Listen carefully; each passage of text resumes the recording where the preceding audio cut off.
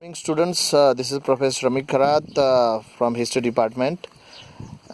Today I am going to take a lecture on first year BA semester 1 History of Modern India, and I am going to briefly discuss some of the contents of the syllabus.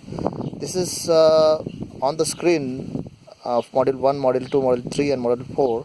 These are four modules of old syllabus, and from academic year 2020-21 we are going to introduce this syllabus for first year BA semester 1.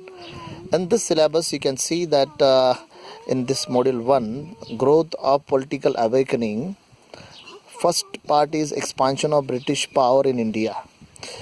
In this chapter we are going to discuss some of the very important parts of Indian history, especially you can see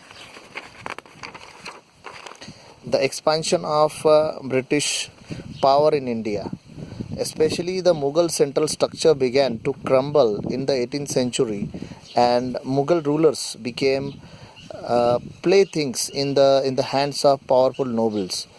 And you can see these nobles were actually the kingmakers, such as Sayyid brothers. We'll discuss it into the next segment.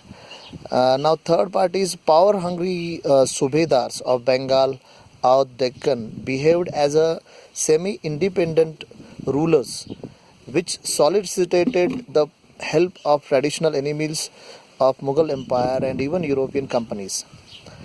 Another factor which is very important, that the Nadir Shah's invasion in India 1739. Political vacuum, one of the very most important thing in the North India, it was a political vacuum which has been created, and that developed with the time, with the initiatives made by weak successors of Mughal Empire as well as the other upcoming kingdoms. Amongst them, some triangular structures.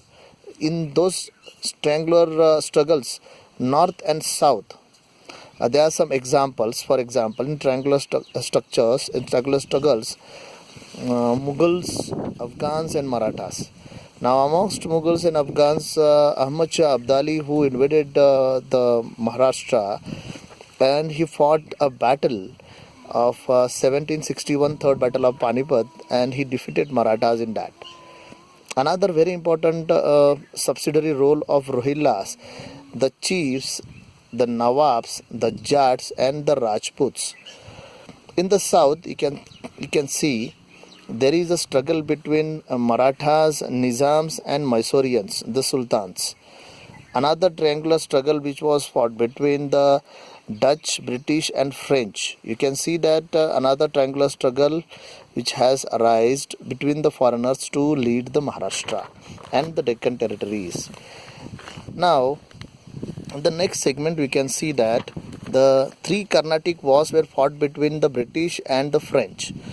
In those three Carnatic wars, British became conqueror, and they took the charge of entire Asian territory, and henceforth this is very important to announce that, to say that Britishers were emerging as a victorious.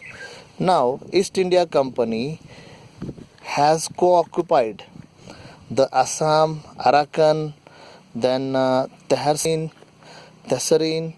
in 1824, Sindh in 1843, Punjab in 1849, then Lower Burma in 1852. These were the territories after getting independence, were becoming independent from the British Crown later on.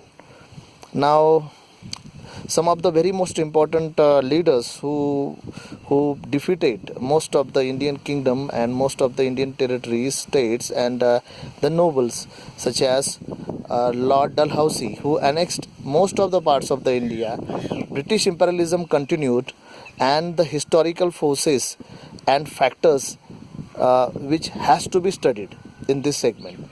Now some of these are British supremacy in the arms and military tactics and strategies adopted by the Britishers, then advantages of the military discipline, Then brilliance leaderships. Some of the various leaderships which are noticed here as Robert Clive, then Von Hastings, then Elphinstone, Monroe, Wellesley, Lord Hastings. Dalhousie played a significant role here, displayed rare qualities, and henceforth these leaderships have made very successful British East India Company in the region of Indian subcontinent. Especially there are some secondary leaders also, such as Sir Eyre Court, Lord Lake, Arthur Wellesley, and they fought not for the leader but for the glory of their country, such as England. Now, Indian leaders had brilliant fighters such as Hyder Ali, Tipu Sultan, then Chinkuli Khan and Madhav Rao Scindia, but the victorious leaders has yet to come.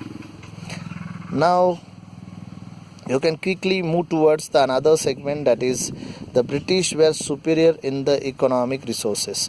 One of the major reason why Britishers got success in this, that they were superior in the economic resources. They gained a lot of wealth from the Africa and Asian colonies, and they attained most of the wealth, and henceforth they became very much successful to lead their prosperity into the military, such as infantry and cavalry.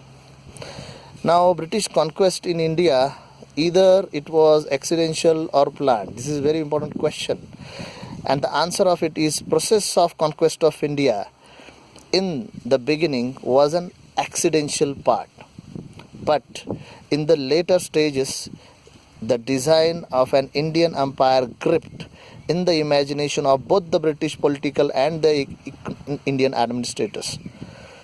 Now, another question arises here: is British rule in India a blessing or a curse?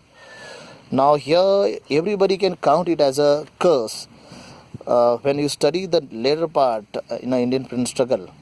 But if you count it as the early European administrators and historians sought to justify the British conquest of India by declaring 18th century as a dark age.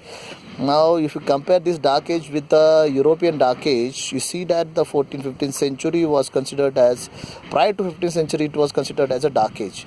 But after the Reformation movement started by Martin Luther and slowly and gradually that gripped into the Renaissance movement, it is counted as a Renaissance movement there. So in India, 18th century, after 18th century, when 19th century appeared as a Renaissance age, you can see that a lot of pioneers has come, and henceforth 18th century can be counted, as a dark age. So in history of India, when the Indian economy was all stagnation, Indian political situation presented a picture of chaos, confusion and political instability. The thrust of British argument was that the India needed reforming education, good administration and long spell of beneficial British rule. And henceforth, their opinion towards Indian polity is that Britishers were actually a very, very important blessing to the Indian polity. Another very important aspect is decline and disintegration of the Mughal Empire. Now, I don't want to go much in detail here. That after the death of Aurangzeb 1707, we found that a lot of war of successions are appearing. One of the major war of succession has come as Muazzam was the first son of Aurangzeb, known as Bahadur Shah first. His second son was Muhammad Azam. Third one was Kambaksh. Now, here you find that Muazzam killed his all brothers such as Muhammad Azam and Kambaksh, and he succeeded Aurangzeb. But after this war of succession, we found that a lot of changes has happened into the Mughal Mughal dynasty. The first is his successor was Jahandar Shah, who took his throne after his death, and Azim Us Shah, then Rafi ud Darsat and Jahan Shah. Amongst them, Azim Us Shah's son Farrukh Shiar, he made a friendship with Sayyid brothers. Now, these Sayyid brothers played a significant part in the history of modern India. History of modern India. How? They played a significant role with the help of these two Sayyid brothers, Abdullah Khan, the Wazir of Mughal court, and Hussain Ali, the Mir Bakshi of Mughal court. They both attacked Jahandar Shah and they defeated Jahandar Shah, and henceforth the Farooq Shah became the next successor of the Mughal throne. Now these all kings, after all Mughal emperors after Aurangzeb, were very weak, and hence it is to be taken into consideration that after the Sayyid brothers played a significant role in the Mughal dynasty's political situation, slowly and gradually the decline of Mughal dynasty has been started since then. So there are a lot of new states emerging. Deccan is emerging, Marathas emerging, all these emerging, and a lot of powerful Mansabdars are emerging. There are kingmakers which are emerging, and rise of new states are started. Now, which are those? I named some of them are Nizams of Deccan, Nizam ul Mulk, then Audh, Burhan ul Mulk, then Rohillas of and Bangash Pathans, then Bengal, the Murshid Quli Khan, founder of the independent Bengal state, then some of the Rajputs who had the independent, they thought that they can be independent state after the death of Aurangzeb. So Rajputs became independent and extended their sway in the all directions. Jats in Delhi, Mathura and Agra. Sikhs, according to the history, we see that the Guru Gobind Singh, who the last Sikh Guru, transformed Sikhs into the militant sect in defense of the religion and liberties. So Sikhs were become very independent rulers there. Then Marathas, the third battle of Panipat was one of the unfortunate event, 1761. But later on, Marathas gained momentum, and until the battle of Bassein, the Bajirao second region, and Nana Sahib has emerged as a very important key player of 1857 revolt. Till that time, the Marathas started raising their voices. So amongst them, new emerging states, there were some foreign invasions also. Amongst these foreign invasions, we found that there were northwest, amongst them Nadir Shah of Persia invasion, 1738 to 39, then Battle of Karnal, 24th of February 1739, Nadir Shah versus Sadat Khan and Khan-il-Duran. These are some internal battles fought between the foreign people who came to India to attain some wealth here. Then Ahmad Shah Abdali's invasions, especially Third Battle of Panipat. Then Anglo-French rivalry, which has raised their voices. First Carnatic War, which was fought between the France and the England. Then 1746 to 48. Second Carnatic War, 1749 to 54. Third Carnatic War, 1758 to 63. Amongst these three Carnatic wars, Britishers emerged victorious, and henceforth, slowly and gradually, after all attempts made by the Dupleix, we find that Britain gained the wealth here, and they attain maximum territory in the India. So these are some territories which we can see that here.